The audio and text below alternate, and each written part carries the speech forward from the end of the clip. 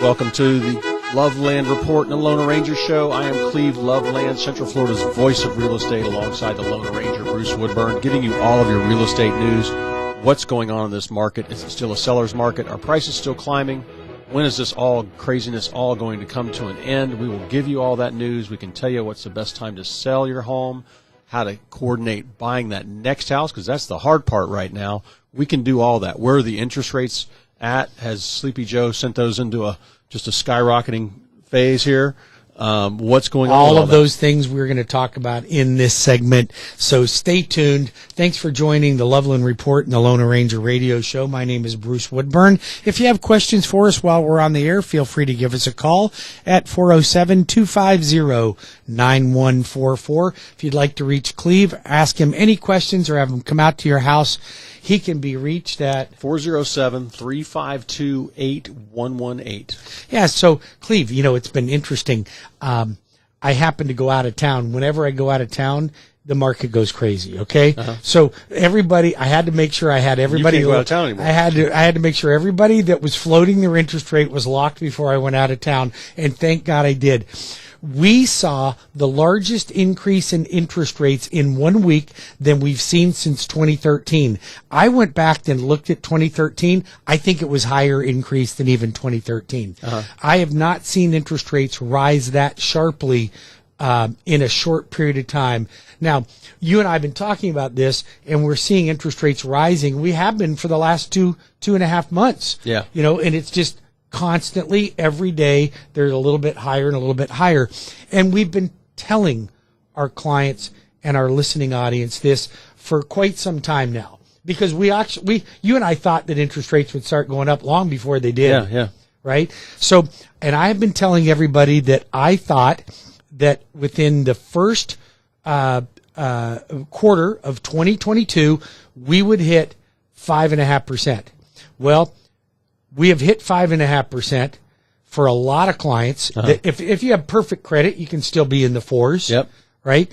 But now I just was looking at investor transactions because, Fannie Mae and Freddie Mac imposed additional risk-based pricing on non-owner occupied property, including second homes. Yep. I'm seeing rates in the sixes already on those properties. Wow. In the sixes on investment properties. Well, it's interesting because we've got Rich and Deb have come back again and buying another property down in Fort Lauderdale, and they have been on our Leapfrog program, and they have bought multiple properties. And I was talking to him about what interest rates are doing on investment properties just this week, and he's like, as long as I can get appreciation and positive cash flow, I don't care what the interest rate is. And he's smart because it doesn't matter. Now, does interest rate matter? Well, of course, lower is better. Yeah. Nobody is going to think but the higher. Prices on the property they might slow down, but they're going to keep appreciating. They're going to keep appreciating. This is what's happening in Florida. We're becoming a more expensive state compared to the other states in the union. We were number 20. I think we're moving towards 14 or 15. I think you're right.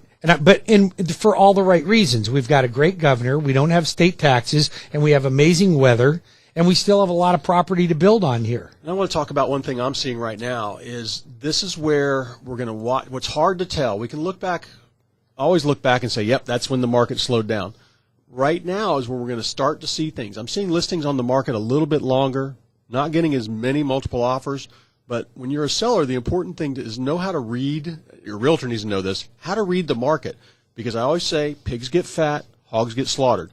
And the hogs that got slaughtered in 2008 and 9 were the people saying, oh, no, this is a blip. It's going to start going back up again. So, and it just, it's kind of ridiculous when you have. Well, share with me what you mean by that. Because 2008 and 9. You're making a good profit. Yes. But don't get greedy. You get 10 offers. And you go, whoa, wait a minute. We got 10 offers. Let's hang on another 2 weeks. That's not going to work. No. Your best interest is the first couple of days. That's what the MLS does. Is those people coming through your front door have been waiting for something. They're on the train. They've been watching properties sell. They might have lost a couple. You don't say, well, guys, I'll take your offer and look at it and stew on it for a week. That doesn't work. No. So well, and for a lot of reasons though, because think about this: if you're out looking at property and you find one you like, and the seller's not getting back with you, what do you think you're going to do? Move on to the next. You're going to go look for another property. So not knowing where you stand on the first one, right? So you don't want to jump at the first offer that comes in you want to wait, and I know you like to go through well, a my market weekend maker and program, let it build. I control that process, and I learned this in 05 and 06. And what we do is we get I control that process and put the house on the market for about 4 or 5 days, including a weekend, and that's the perfect time to cook it. I've tried doing it a little longer, a little less. I get more offers at that point with a good, activate Wednesday night, all offers in by Monday morning. You don't want to go activate it and say, hey, I'll have multiple offers. We're going to look at them all 2 weeks from tomorrow. For sure. And so that's what's well, and realtors agent. were doing that. They were, give us highest and best, and you still do that. You're just not dragging it out for 14 days. Yeah. If you would like to talk to Cleve, one of his buyer's agents, or talk about listing your home, Cleve can be reached at 407-352-8118. That's 407-352-8118. If you have questions for the loan arranger, you'd like to buy a home, maybe you're a first-time home buyer, maybe you're a move-up buyer, or you are looking at a vacation home or an investment property, I'm always there to talk to you about that. We can walk through the process. I'm still getting a lot of people jumping in. I saw the rates go up and my leads went up. Like it's funny how that happens. And believe it or not, Cleve, I'm still getting a lot of refinance calls, people that have private mortgages, balloon notes, adjustable rate mortgages, and they want to get out of it before rates get too crazy out of hand. And we always say this, we don't know any rich renters. It's Nope. still cheaper than renting. So you need to get into something quickly. According and to, you don't own something. You know what? I was reading an article just a couple weeks ago that Tampa and Tampa and Orlando are very close. They were saying that is about 20 to 25% cheaper to own than it is to rent. Now that doesn't always mean, Cleve, that the rent is going to be a higher price than the mortgage payment. The mortgage payment could be equal or even a little higher price. But by the time you get your deductions and so forth and appreciation, it makes it cheaper. And the mortgage going down because you're paying it off. Your rent can go up. Rent is an adjustable rate. That's all it is. I'm raising rents on our investment properties that we manage. I'm raising them probably 5 to 6%. Well, they say they're going up 20%. Yeah, year over year. So, and this is another thing too. You want to make sure the property gets rented quickly. You don't want it to sit vacant. And I have a lot of people. I just had somebody bring me a rental, and they got it from another manager. It was horrible condition. And they had not gotten, they were not getting the rent checks on time. They were getting repair bills. They didn't understand what they were for. Turns out the manager was the repairman also, and just basically circling the drain broke. So if you hear about anybody having any problems like that on property management, have them call me at 407-352-8118. But managing investment property, I always go 90 days before the lease is up. We talk. What do we think we're going to go to? And you got a great tenant. You don't want to jack them through the roof because they're going to go look around. Of course not. Now, when you do raise, you don't want to jack anybody through the roof. I have some tenants go, oh, wait a minute, we're not going to do that increase. We're going to look around. They come back going, okay. Yeah, so we'll do it now. I don't see, and they don't move over $100 a month. Well, it's interesting because I was having a conversation with my son over the weekend, and we were talking about how the increase in rents is negatively affecting so many people out there. And I said to him, that is exactly why I preach homeownership, because rents are an adjustable rate. Yeah.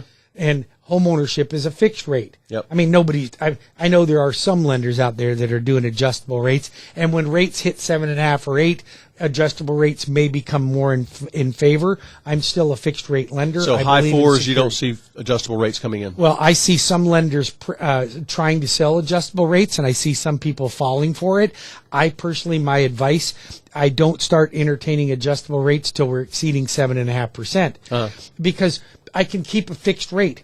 If I do an adjustable rate for you, and rates are on a fixed rate, let's just say are 7%, and they're not, you guys, yet. They're just probably going to go there.